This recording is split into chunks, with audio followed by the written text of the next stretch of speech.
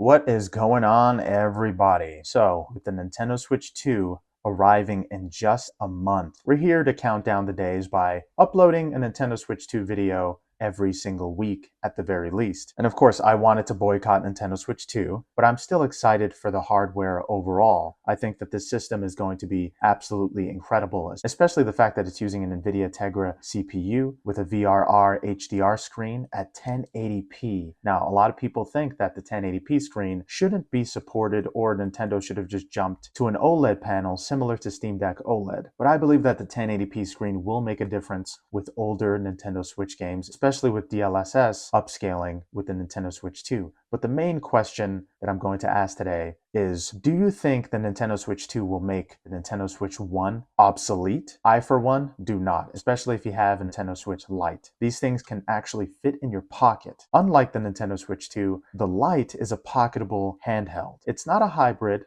like the 2, but it is an increasingly useful handheld in terms of portability. And I've been having way more fun with the Lite than I did with the Nintendo Switch 1, mainly because of the smaller screen. I think that 720p looks like 1080p with a screen at this size. I believe that the screen is only 4 inches, so it's incredibly small, but the screen size is just one factor to put into account with the Switch Lite. It's the console size itself. This thing can run full Nintendo Switch games like Doom 2016, Tears of the Kingdom, Breath of the Wild at such a tiny form factor. Hell, you could even play games like Batman Arkham Knight on the go with a pocketable system like the Nintendo Switch Lite. But of course, in terms of hardware, the Nintendo Switch 2 is 10 times more powerful than the 1, and especially the Lite. So you're going to be looking at hardware that is a lot more powerful than the first iteration. But the same could be said about the Steam Deck, ROG Ally, and Legion Go. Those are about 20 times more powerful than the Nintendo Switch, but you don't see a lot of people going to those because when it comes to handhelds, most people don't care about power. They only care about convenience and portability. And with the Lite, you get both because you can just cancel your game,